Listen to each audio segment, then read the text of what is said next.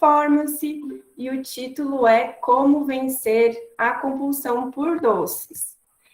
Bom, meninas, é uma coisa muito presente na vida das mulheres, né? E hoje o objetivo da nossa aula vai ser mostrar para vocês como o açúcar impacta o funcionamento do nosso cérebro e também como o cérebro controla a nossa vontade por doces. Então, nós vamos falar de uma via de mão dupla, que vem tanto do comportamento alimentar, que gera uma resposta no cérebro, e como esse cérebro, então, diante desse comportamento, vai reforçar a vontade que a gente tem por um determinado alimento. Nesse caso, a gente vai falar especificamente nessa aula pela questão do açúcar e dos doces, tá? Então, gente, compulsão por doces. A primeira coisa que a gente queria deixar bem clara aqui para vocês hoje é que a culpa não é de vocês, tá? Então, realmente, o nosso cérebro, ele foi projetado para buscar alimentos calóricos, alimentos ricos em açúcar. Por quê? Porque o cérebro, ele se beneficia muito da glicose presente nos alimentos doces. Depois a gente vai ver num slide específico, mas os neurônios consomem muita energia, né? Se a gente for olhar, o cérebro, ele pesa 2% do nosso corpo, mas ele consome 20% da energia que nós consumimos. E a principal forma de energia para o neurônio e para as outras células do sistema nervoso é a glicose, é o açúcar, portanto. Bom, então vamos tirar a culpa da gente nesse primeiro momento. Principalmente porque a gente foi acostumado, virou um hábito desde a nossa infância, comermos doces. Principalmente a gente que já está numa faixa etária, por exemplo, acima dos 40 anos, né? Então, quando a gente era criança, não havia essas informações disponíveis.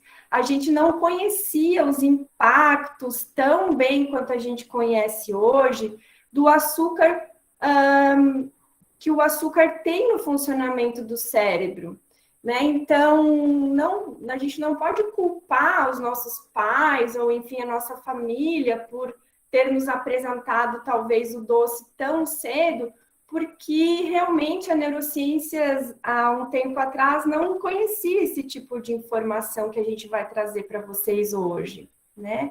Além disso, pessoal, existe uma propaganda, né? A mídia, a indústria de alimentos, que conhece como hoje, né? Conhece como o nosso cérebro funciona, e a gente vai contar tudo isso para vocês no decorrer da aula, e produz, então, alimentos que são super palatáveis, né? Que realmente fazem com que a gente se vicie nesse tipo de alimento, tá? E aí vamos ter o quê? As consequências, né? A gente fica querendo sempre mais e mais, e as consequências para a nossa saúde vão aparecendo. E aí a gente vai falar sobre tudo isso nessa aula gostosa de hoje. Bom, para começar a entender como o açúcar impacta no funcionamento do corpo e particularmente no funcionamento do nosso cérebro, a gente tem que parar de pensar que o açúcar e os carboidratos em geral, então aqui quando eu falo carboidrato, eu estou falando da massa, né? Não só do açúcar refinado em si, mas da massa e de outros alimentos que a gente consome e que são ricos em açúcar, ricos em glicose, principalmente. Então, quando a gente consome esse tipo de alimento, a gente não deve pensar nele somente como caloria, né? A gente, não vou comer esse donut porque ele contém muitas calorias. Mas não é só isso que a gente deve levar em conta quando for consumir esse tipo de alimento. Nós temos que aprender e levar para a nossa vida a partir de hoje que o alimento, que o açúcar, que é o tema dessa aula, também é informação.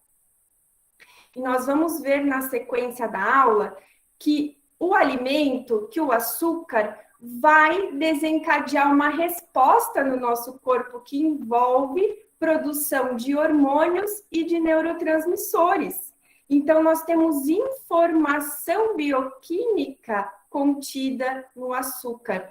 E aí ele pode te deixar mais ou menos feliz, mais ou menos motivada, com mais ou menos energia, e também levar ao ganho de peso, a obesidade, as doenças associadas a essa alteração da informação hormonal e neuroquímica que os alimentos causam no nosso corpo.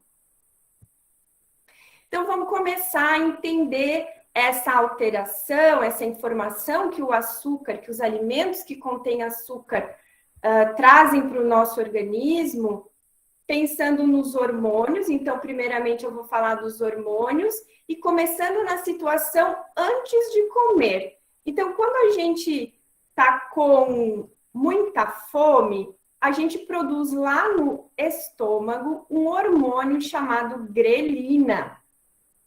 Tá? Essa grelina sinaliza, vai pela corrente sanguínea, chega lá numa região do cérebro chamada de hipotálamo e sinaliza, então, o quê? Fome, aumento do apetite. Então, vai nos gerar um comportamento de buscar o alimento. Então, a fome que a gente sente nada mais é do que esse hipotálamo sinalizando para a gente realizar um comportamento de buscar o alimento.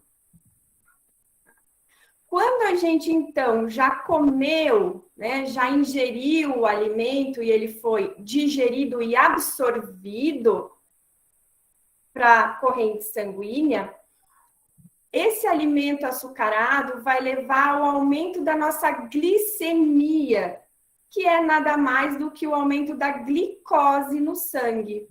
Tá? Então, eu representei aqui um vaso sanguíneo e a glicose, vocês imaginam ali que veio lá do alimento açucarado, circulando agora dentro do nosso corpo.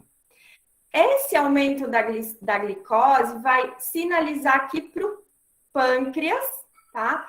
Para secretar o hormônio insulina. Então, agora nós temos o alimento que foi digerido e se transformou, nesse caso aqui que a gente está falando do açúcar, né, vai se transformar em glicose, e esse aumento da glicose vai gerar também a secreção de insulina pelo pâncreas. Essa insulina vai fazer com que as células do nosso corpo captem essa glicose e utilizem a glicose para geração de energia. E o cérebro, então, é muito eficiente nesse processo. Tá? Por quê? Porque, como a gente já falou lá no início, o neurônio utiliza preferencialmente a glicose e sempre que ela estiver disponível, então, sempre que o açúcar estiver disponível, o neurônio vai dar preferência para ele. Então, lá na mitocôndria, que é aquela organela que transforma o açúcar em energia, né? Aí vai gerar energia e o neurônio vai conseguir fazer todas as funções que ele realiza, as sinapses, a neuroplasticidade e tudo mais que vocês já aprenderam com a gente nas outras aulas. Eu não quero dizer, então, vamos fazer já um porém nessa fala, não estou dizendo que é bom comer açúcar. Né? Não me entendam mal, que quanto mais açúcar, melhor para o cérebro. Não, tanto é que a gente tem várias doenças decorrentes do excesso de açúcar no cérebro. Tá? Então, a gente tem que ter um comportamento que forneça açúcar para o neurônio, mas não em quantidades elevadas, porque aí esse açúcar em excesso vai ser tóxico para esses neurônios. E a gente vai estar falando mais detalhes dessa questão da toxicidade do açúcar para o cérebro quando a gente falar em envelhecimento, tá? Na aula de sábado daí. Então, aguardem até lá que a gente volta a falar um pouquinho desse assunto, tá? Voltando, então, nós temos uma resposta hormonal, né, que é desencadeada pelo consumo do açúcar.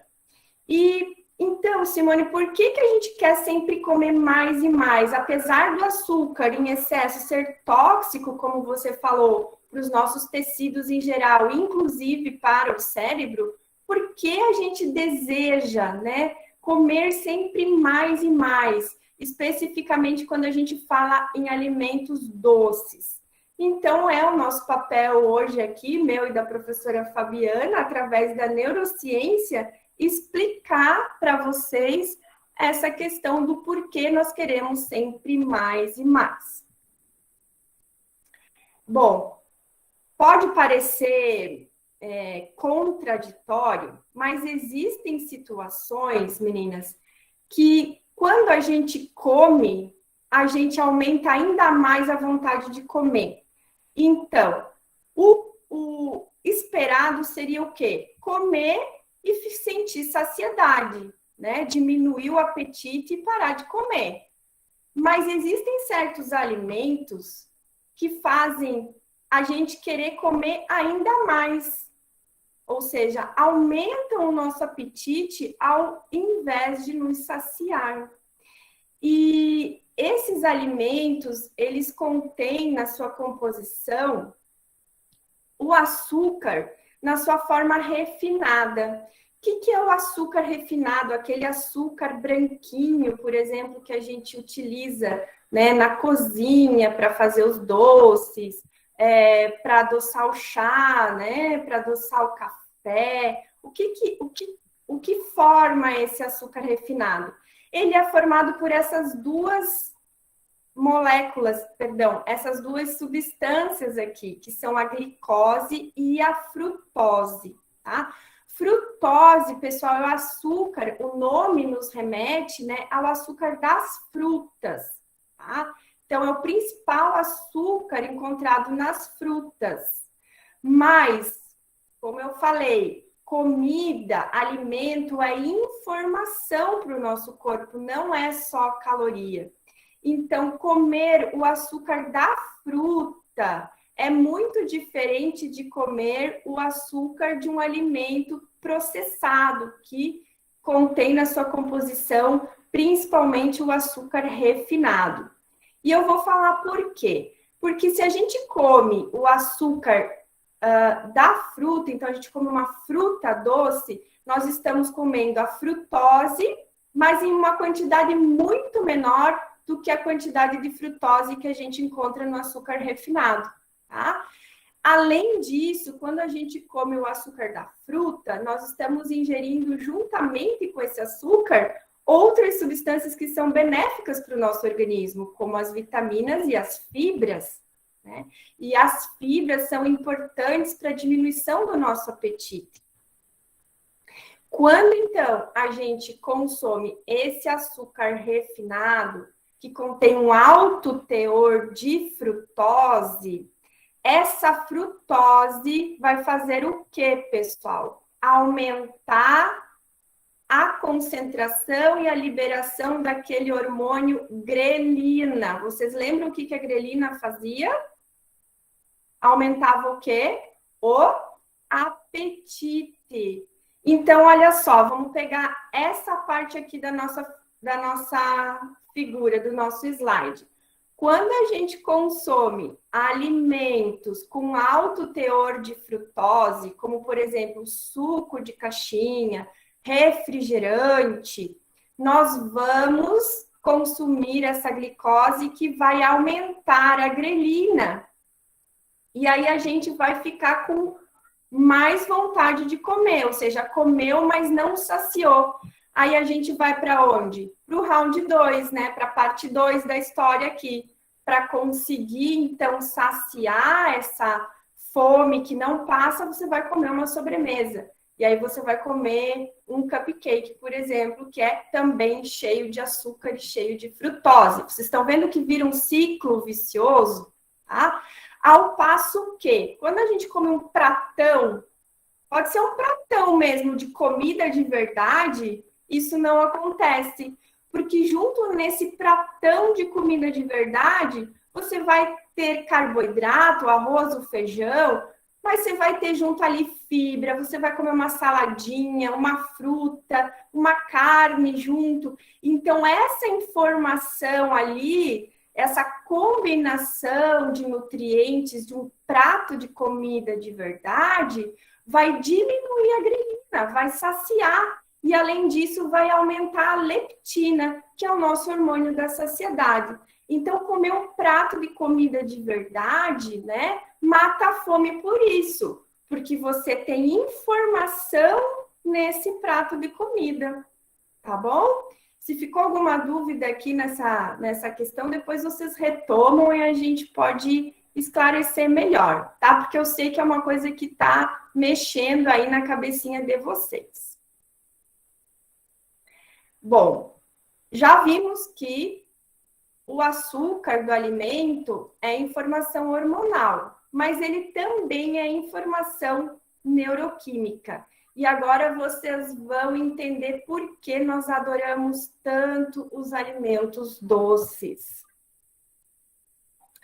Bom, gente, essa informação que envolve, então, a produção e liberação de neurotransmissores, e agora a gente vai falar de um efeito desse açúcar que ocorre no cérebro, né? Esse efeito, ele ocorre de duas formas, que aqui eu coloquei através, então, de dois mecanismos que ocorrem em conjunto. Então, vamos supor a seguinte situação. Você vai comer um cupcake, tá? O que acontece quando a gente come o cupcake?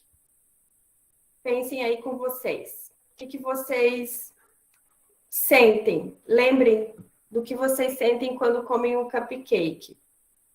Isso que vocês estão puxando pela memória é o consciente lá do nosso cérebro, né? A resposta que o consumo desse alimento vai gerar no nosso corpo. E tem a ver, então, com a percepção do gosto, né? Então, a textura, é docinho, é molinho, nossa, que delícia! Então, essa questão do gosto, que é consciente, então você diz, eu adoro cupcake, é causada porque a gente tem papilas gustativas na língua e também na região do céu da boca, que vão captar, então, a química contida, né, o gosto desse alimento, e vão levar lá para o cérebro, através da nossa medula espinhal, para uma região do cérebro que faz parte do nosso sistema de recompensa, né? Então, você fez a ação, nunca, imagine a situação, eu nunca comi um cupcake, mas eu vou comer esse cupcake pela primeira vez. Então, comi um cupcake, tive todas essas sensações gostosas, né? Adorei comer o cupcake, foi muito prazeroso. Por quê? Porque isso ativou o nosso sistema de recompensa. O que vai acontecer quando a gente vê um cupcake novamente, se você gostou da sua primeira experiência? Você vai comer novamente, você vai sentir vontade de comer aquele alimento, né? E lembrando para vocês que tem um neuromodulador que coordena toda essa questão da recompensa, do querer mais, né? Que é a dopamina. Então, aqui no cérebro a gente tem a liberação da dopamina, que gera um prazer, uma recompensa, e que vai fazer com que a gente repita aquele comportamento com mais facilidade da próxima vez que a gente tiver um cupcake disponível. Então, isso é o que ocorre quando a gente gosta de um alimento. Tá? Mas, gente, esse mesmo cupcake também vai gerar em você uma vontade por comer o cupcake que é independente do gosto. Isso mesmo. Então, depois a professora Fabiana vai comentar um pouquinho mais sobre essa parte aqui, por causa das estratégias, né, que a gente vai trazer mais depois da metade da aula. Então, não nós não nos viciamos em doce, nós não ficamos compulsivas por doce somente porque a gente gosta do alimento, tá? Do sabor doce. É porque nós temos também um sistema inconsciente que vai avaliar o conteúdo nutritivo desse alimento doce e vai reforçar, vai também atuar nesse sistema de recompensa e somar com aquela questão consciente do gosto. Isso acontece porque a gente tem receptores aqui na parede do estômago e dos intestinos, que são receptores para glicose. Esses receptores, eles respondem muito bem ao açúcar, tá? E aí mandam essa informação de maneira inconsciente, então eu não sei, não tem nada a ver com o gosto do alimento, para o cérebro e ativam também a liberação da dopamina. Tá? E o pior, pessoal, a gente vai falar um pouquinho mais sobre isso também na aula de amanhã, é que a gente acaba tendo o que se chama em neurociências de habituação. O que é a habituação? Da primeira vez eu como um cupcake, eu gosto muito, eu tenho um prazer enorme, fico muito feliz, me faz muito bem comer aquele cupcake, né? Libero dopamina, um monte de dopamina, tem uma inundação de dopamina lá no meu cérebro, amei aquele cupcake, e aí da próxima vez que eu tiver a oportunidade de comer o cupcake, eu vou comer um só, mas aí vai liberar bem dopamina. Aí eu vou ter que comer 2 cupcakes para ter a mesma elevação da dopamina que eu tive da primeira vez que eu comi o cupcake. Entenderam? Então, aí você vai comer ainda mais. Então, vocês vejam que esses mecanismos, agora que vocês conhecem como que eles atuam, tanto o consciente quanto o inconsciente, fica mais fácil entender os nossos comportamentos e tentar estratégias, né, que possam melhorar se caso isso esteja te atrapalhando. E aí, pessoal, essa é a grande questão, né? Tudo bem, comi um cupcake, comi 2 cupcakes, mas o problema está na questão que esse hábito, então, de quando eu vejo um cupcake, eu não consigo ficar sem comê-lo, né? É um hábito. Eu adquiri esse hábito agora. Toda vez que eu vejo um cupcake lá na padaria, eu tenho que comprar o cupcake. Ok, você vai comer um, vai comer 2, mas o problema, quando é que esse hábito de comer o doce vira uma compulsão? Qual é a diferença? A diferença é que na compulsão, o hábito continua existindo, mesmo havendo uma punição ou uma consequência negativa, né? Então, para muitas pessoas, comer o doce não é mais um hábito eventual, é uma compulsão, tá? Então, essa compulsão pode trazer consequências negativas. Posso engordar em função disso, posso me sentir ansiosa ou depressiva, e aí, para conter esse sentimento, eu vou lá e como um doce, né? Eu posso desenvolver doenças metabólicas, a principal doença associada ao exagero, né, ao consumo exagerado de doces é a diabetes. Acne, então eu tenho muita acne, eu sei, eu não gosto do meu rosto assim, me traz uma autoimagem negativa, eu sei que é porque eu como muito doce, mas eu não consigo parar de comer o doce. Então, nesse caso, você tem um quadro de compulsão associada ao comportamento de comer o doce. Tá ok? Então, essa era a minha mensagem até esse momento da nossa aula, tá? E passo a palavra agora, né, para a professora Fabiana, então, que vai continuar falando sobre o assunto e vai trazer para vocês uma luz no fim do túnel em relação a esse tema. A gente, claro, que pesquisou e foi atrás de ferramentas de neurociências para ajudar a gente a combater esse comportamento. Tá bom, pessoal? Então, vou passar a palavra para ela agora. Isso aí, obrigada, ótima explicação. Boa noite, meninas. Hoje eu trago as boas notícias, né? Então, as boas notícias ficaram para mim hoje. Então, vamos lá. A partir de agora, eu vou comentar com vocês algumas estratégias que já estão bem documentadas, assim, em artigos científicos, né? E em artigos, assim, bastante robustos, né? Que estudaram populações inteiras, né? Para poder afirmar tudo isso.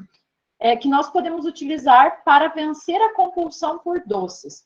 E não somente a compulsão, como a professora Simone bem colocou, né? Mas também o nosso hábito de comer doce. Por exemplo, se eu não quero chegar a ter compulsão por doces, mas eu percebo que eu estou criando esse hábito, essas estratégias também podem ser bastante interessantes. Bom, antes de nós entrarmos nas estratégias propriamente ditas, eu gostaria de comentar com vocês que a professora Simone comentou, né, que existe lá nas paredes do nosso estômago e do nosso intestino um grupo de células, de neurônios, né, que tem a capacidade de sentir o conteúdo desses alimentos e mandar uma informação através de uma inervação do nervo vago lá para o nosso cérebro. Esses neurônios, eles são bastante especializados e eles funcionam mesmo que não exista o sabor. Lembram? Ela comentou isso com vocês. Então, vamos imaginar que esse é o componente inconsciente da nossa vontade de comer doce, né? Independentemente se eu gosto ou não daquele determinado sabor, eu vou ter vontade de comer doce novamente porque eu tenho células especializadas em sentir os nutrientes que estão presentes naquele determinado alimento. Ainda bem que esses neurônios, que são chamados neurópodes, né?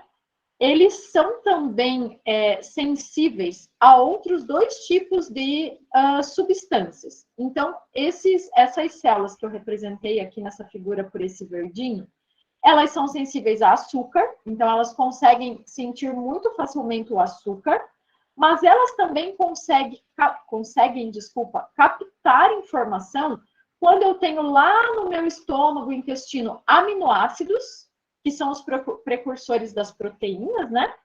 E quando a gente consegue, quando nós comemos ácidos graxos, basicamente lipídios, tá? Gorduras, gorduras boas, vamos dizer assim.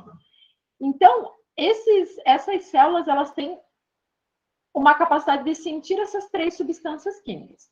Então, vamos lá, próximo slide. Sabendo disso, uma das estratégias que nós podemos utilizar é fazer o controle do índice glicêmico. Muito provavelmente, vocês já ouviram falar, né, que existem alimentos que têm alto índice glicêmico e que existem alimentos que têm baixo índice glicêmico. O que é isso? É o quão rápido a quantidade de carboidrato, de glicose que tem dentro daquele alimento, de açúcar que tem dentro daquele alimento, consegue ficar disponível na minha corrente sanguínea. Isso é índice glicêmico. Só que na grande maioria das vezes, a gente estuda o índice glicêmico dos alimentos isolados. Isso vocês acham facilmente na internet. Eu vou procurar, qual é o índice glicêmico da manga? Uma fruta, vai ser alto. Qual é o índice glicêmico do sorvete? Vai ser baixo. Então, percebam que só o índice glicêmico de um alimento sozinho, ele não é um bom indicativo para eu escolher o alimento. Por exemplo, vou comer tal coisa porque tem baixo índice glicêmico. Mas por que isso pode ser uma estratégia? Porque se eu diminuir o índice glicêmico, ou seja, se eu comer aquele alimento que é rico em carboidratos, que é rico em açúcar, combinado com um alimento que dificulte, digamos assim, a chegada dessas moléculas, né, desses componentes açucarados lá no meu sangue, o cérebro não vai ter aquele boom de dopamina. Então, a dopamina vai ser elevada mais lentamente. E isso é bom, porque a dopamina é o neuromodulador que ativa o sistema de recompensa e nos faz querer sempre mais e mais. Exemplos. Manga é uma fruta que tem alto índice glicêmico. Caqui é uma fruta que tem alto índice glicêmico. Bom, se eu sou uma pessoa, por exemplo, com diabetes, ou se eu quero conter o índice glicêmico para não criar o hábito de comer esse doce, ou para não gerar compulsão por doce, ou como a professora Simone falou, para que comendo esse alimento eu não fique com ainda mais fome. O que eu posso fazer? Comê-lo junto com uma fonte de fibra ou com uma fonte de lipídio. No caso das frutas, isso é bem fácil, porque eu posso comer a fruta com aveia. Claro que a fruta, gente, aqui é o menor dos problemas. Estou dando só um exemplo, porque a fruta, como já bem colocada, ela já vem com fibras, ela já vem com sais minerais. Então, ela é o menor dos problemas. Mas vamos considerar que eu quero comer, por exemplo, um pão, uma massa, né, que tenha um carboidrato refinado. O ideal é sempre consumir combinado com uma fibra ou até nesse caso com uma fonte lipídica. Por exemplo, o azeite de oliva é uma boa estratégia, ok? Uma coisa que eu quero chamar a atenção aqui de vocês é que de todos os alimentos, de todos os estudos que nós pesquisamos, o alimento que assim, ó, é mais benéfico no que tange a questão de ser capaz de criar uma compulsão por doce são os líquidos açucarados e edulcorados artificialmente. O que isso quer dizer? Aqueles sucos, refrigerantes que a gente compra pronto e que eles têm um monte de substâncias industrializadas ali dentro. Então, por exemplo, tem edulcorante, tem flavorizante, é sabor artificial, é corante artificial, é o açúcar refinado, tem uma combinação de substâncias químicas ali. Por que eu estou trazendo essa informação para vocês? Vejam que interessante. Muitas vezes o nosso cérebro, como ele precisa aprender muitas coisas para a gente conseguir sobreviver no ambiente em que nós estamos, o nosso cérebro aprende, através de associação, a ligar o sabor que existe naquele determinado líquido açucarado. Vou usar como exemplo um refrigerante de limão, ok? Então, toma um refrigerante de limão. O que o meu cérebro faz? Ele associa o sabor de limão com o açúcar. Tomei uma vez, tomei 2, 3, o meu cérebro ficou super super assim capaz de fazer essa ligação. Então ele associou sabor de limão artificial, obviamente, né, aquele flavorizante, aquela substância química que está lá para dar sabor, combina-se com o açúcar. Então ele faz associação. Se vem esse gosto, depois vem açúcar. O que acontece? Tem alguns experimentos que mostram que mesmo quando eu pego um refrigerante de limão, zero. O que acontece? O meu cérebro lembra que aquele corante, aquele flavorizante, aquele sabor artificial de limão, estava associado em algum momento da minha vida com açúcar. E ele começa a ter todas aquelas respostas que a professora Simone comentou. Aumenta a insulina, aumenta a dopamina, ou seja, eu não estou consumindo açúcar, porque o refrigerante, por exemplo, é zero. Mas a informação que o alimento traz para mim faz o meu corpo entender aquilo como se tivesse açúcar. Então, dessa primeira estratégia, se eu pudesse, né, comentar com vocês assim, duas coisas para inserir na nossa vida e vencer a compulsão por doces e o hábito de comer doces. Primeiro, controlar o índice glicêmico associando os alimentos. Segundo, retirar as bebidas açucaradas, edulcoradas artificialmente da nossa vida. Não importa, não é só refrigerante, é suco de caixinha, é artificial, né? São esses chás que têm edulcorantes artificiais, ou seja, toda bebida que tem lá um flavorizante, um edulcorante. É o pior alimento que nós podemos consumir neste quesito. E estratégia número 2. Na estratégia número 2, eu trouxe uma estratégia super simples de fazer. Tem alguns experimentos que têm mostrado, principalmente usando pacientes diabéticos, que são aqueles, né, pacientes de diabetes tipo 2, que devem controlar o índice glicêmico na corrente sanguínea, que o uso de canela, né, essa canela em pó, é muito eficaz para diminuir o índice glicêmico, né, de um alimento e, consequentemente, a nossa compulsão por doces. Então, basicamente, é colocar um pouco de canela sobre os alimentos que nós vamos comer, tá? Sobre qualquer alimento que seja uma fonte de carboidrato. O que esses experimentos mostram? Que o interessante é sempre a gente não ultrapassar a quantidade de 1 colher de chá, né, de canela, justamente porque a canela, ela tem uma substância química que é chamada de cumarina, que eu até coloquei a estrutura química ali para os mais curiosos, que é uma substância química que, se eu utilizar em grande quantidade, ela pode ser tóxica, entre aspas, ela pode acabar dificultando a coagulação sanguínea. Outra questão importante nesse sentido é que a gente sempre procure conhecer a procedência dos alimentos e dos suplementos que nós consumimos. Porque no caso da canela, existem basicamente 2 tipos de canela. Canela falsa e canela verdadeira, que a gente diz. Então, a canela verdadeira, que é essa utilizada como alimento, como suplemento principalmente, ela é ela possui pouca quantidade de cumarina. Já a canela falsa, ela é muito rica em cumarina. Então, eu posso ter esses efeitos benéficos com pequena quantidade. Então, o ideal aí, que os estudos trazem para a gente, é consumir entre 500 miligramas e 1.500 miligramas de canela. Se você não gosta do sabor da canela, não tem problema. Existem estabelecimentos que fazem cápsulas, por exemplo, à base do cinnamon, né, que seria a canela. Como o efeito ali é, no caso, diminuir o índice glicêmico, alterar a taxa gástrica, quer dizer, fazer com que esse carboidrato chegue mais lentamente na corrente sanguínea, funciona mesmo que eu não sinto o gosto da canela, nem nada disso. Então, pode ser a cápsula de canela também.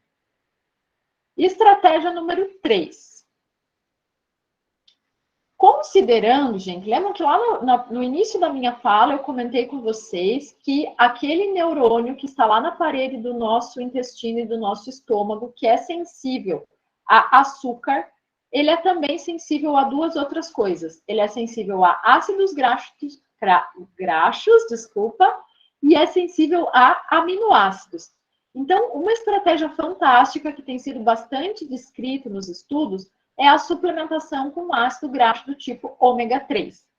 A professora Simone já comentou sobre ele na aula de ontem, né? Então, ele é uma estratégia vantajosa para outras situações. E no que tange a compulsão por doces, a suplementação com o ácido graxo que seja rico em EPA, que é o ácido eicosapentaenoico, é bastante eficaz. Então, o ideal seria que nós consumíssemos de 1.000 a 3.000 miligramas desse ácido graxo rico em EPA, né, por dia, para que o nosso consumo, então, de açúcares fique um pouco reduzido.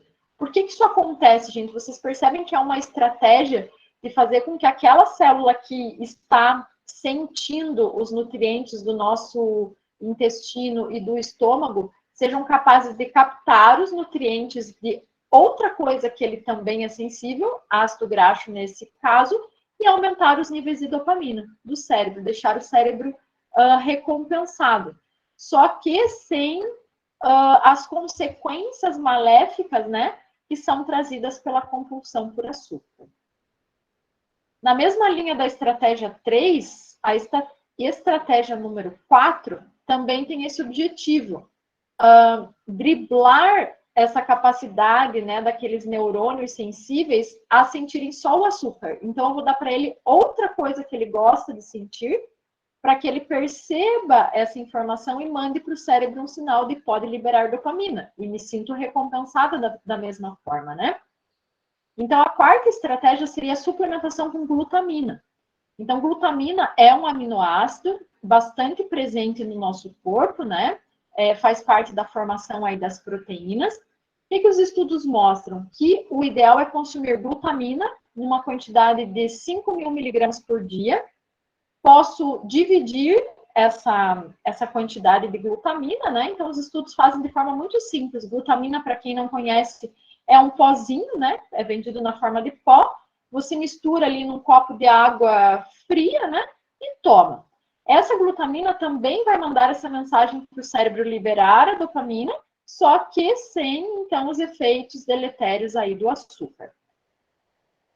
Tem um grupo de mulheres que devem evitar a suplementação com glutamina. Aquelas que estão, por exemplo, em tratamento de câncer, sabem que tem algum tipo de neoplasia, bem como as pessoas que têm predisposição, que já tem algum fator genético associado, então, ao aparecimento de câncer na família. Isso por quê? Porque as células cancerosas, elas têm uma predileção muito grande pela glutamina. Elas usam a glutamina como fonte de energia. Então, tomar glutamina nesses casos não é recomendado, ok? Estratégia número 5, que é uma estratégia que eu particularmente gosto muito. Tem alguns estudos recentes que têm mostrado que uma estratégia muito legal para a gente vencer a compulsão por doces é tomar suco de limão ou de lima, tá? Então, é uma estratégia muito simples e barata. Essa estratégia funciona, segundo os experimentos nos mostram, se eu tomar o suco de limão antes de consumir o doce, durante a refeição com doce ou após a refeição com doce. Então, ele é bem versátil, né?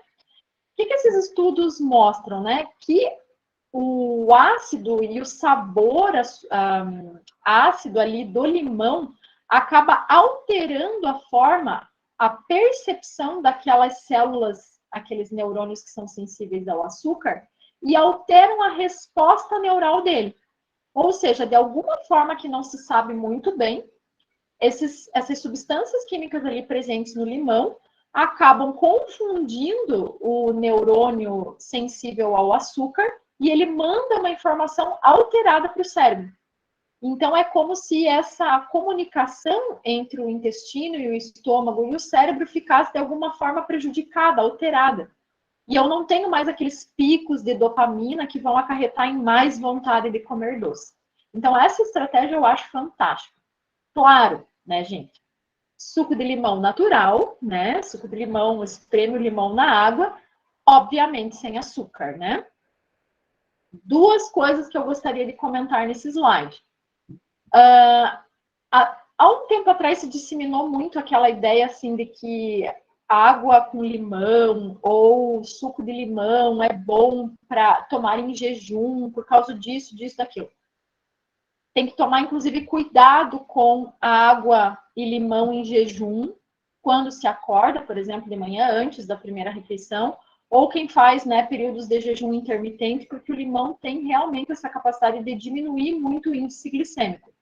Então, pode-se ter quadros de hipoglicemia, né, ou seja, uma queda muito drástica ali do açúcar no sangue. Então, é uma prática que a neurociência não recomenda. E essa estratégia não tem nada a ver com o pH, tá? Tem a ver com as substâncias químicas presentes no limão. Aquela ideia de que tomar água com limão altera o pH, acidifica, basifica, isso é a maior mentira que já existiu, que eu conheço, assim, porque nenhuma substância química que eu tomo de forma casual vai causar uma alteração do pH do meu sangue, ainda bem, né? Porque se causasse, com certeza nós estaríamos tendendo a óbito. Então, isso tudo é mentira. Então, a quinta estratégia é tomar suco de limão. E a última, a sexta e última estratégia que nós vamos trazer para vocês é uma estratégia que é gratuita e que vale para quase tudo, assim, no que tange hábitos saudáveis e neurociência, que é tenha uma boa noite de sono. Teve um artigo muito completo que saiu no ano passado, 2021, numa revista muito conceituada na área das ciências biológicas, que mostrou algo que nunca se tinha mostrado anteriormente. Então, o que eles fizeram? Eles pegaram várias pessoas, colocaram essas pessoas para dormir no laboratório e começaram a medir com um sensorzinho, com uma espécie de máscarazinha, a respiração dessas pessoas e os metabólitos, ou seja, a pessoa come um lipídio, ela vai ter um tipo de metabólito, né, de substância química que é gerada. Come um açúcar, vai ter outro tipo, e por aí vai. E foram medindo essas pessoas de 10 em 10 segundos, em que fase do sono a pessoa estava e qual era o metabólito que ela exalava pela expiração, né, através, então, da respiração. E a conclusão que esse estudo chegou é que, dependendo da fase do sono que eu chego, eu tenho um tipo de metabólito, um tipo de substância química, de alimento, né, de grande grupo lá bioquímico, que é mais metabolizado naquele momento. trazendo para o açúcar. Eles descobriram que uma fase específica do sono, que é uma das mais tardias, né, que é a fase que a gente chama do sono REM, é a fase do sono que eu preciso atingir para que os carboidratos sejam metabolizados com eficiência. Então, pessoas que estão em privação de sono, pessoas que têm transtornos do sono, muito provavelmente terão aumento do apetite por doces. Nesse estudo foi o que eles perceberam. E toda vez que os pacientes, os participantes do estudo tinham, né, então, privação do sono, transtorno do sono, isso atrapalhava completamente o metabolismo de vários alimentos, e hoje eu trouxe aqui para vocês especificamente atrapalhava também o metabolismo dos carboidratos, fazendo com que esses carboidratos ficassem mais disponíveis na corrente sanguínea, ou seja, bagunçava totalmente ali a capacidade do nosso organismo em metabolizar esses doces.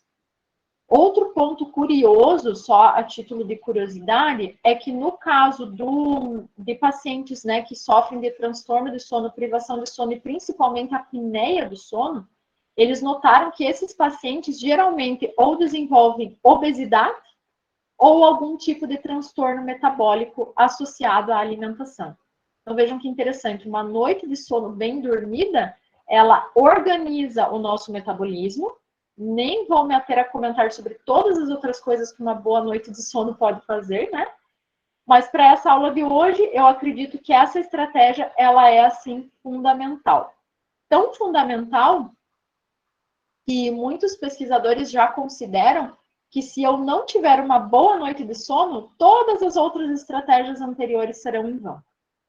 Então, eu deixei ela por último, não porque ela é a menos importante, mas porque ela é aquela estratégia que com certeza deve ser a que todas as pessoas que sofrem por compulsão por doce devem dar a maior atenção. Meninas, era isso. Agora eu abro para perguntas. Se vocês quiserem, né, tirar alguma dúvida, fazer alguma colocação, contar alguma angústia aí sobre a relação de vocês com os doces, fiquem à vontade.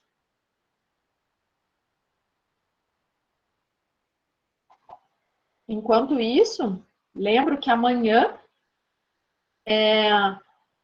nós teremos a aula 5, né? A aula 5, o título dela é Pare de Reclamar, mas é uma aula em que nós falaremos bastante sobre hábitos. Então, o que é um hábito, como nós adquirimos um hábito, por que é tão difícil, muitas vezes, adquirir um hábito saudável e fácil adquirir um hábito não tão saudável assim, e estratégias, né, para quem está querendo ter, então, um hábito saudável, né?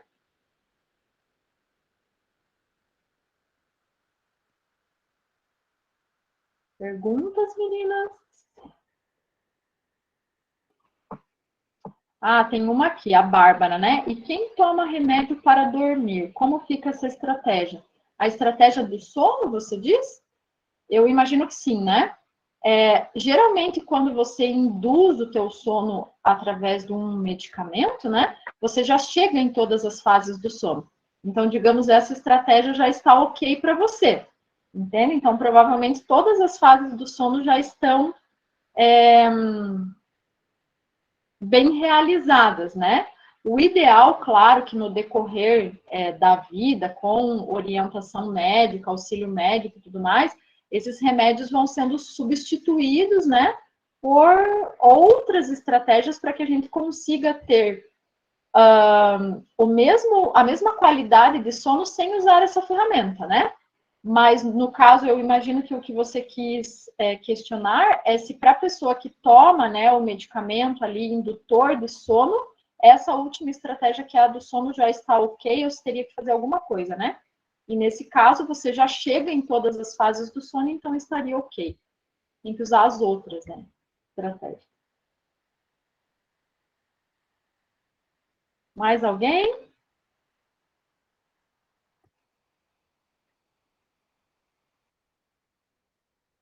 Então, acho que era isso, né?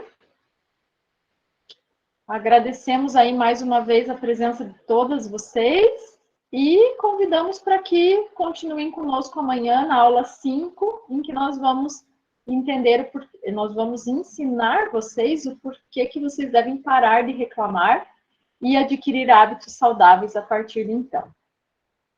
É isso mesmo. Então, também agradeço a participação de vocês e me despeço, esperando vocês na aula de amanhã, que vai ser bem bacana também, tá bom? Um beijo, boa noite. Boa noite, meninas. Durmam bem. Até amanhã.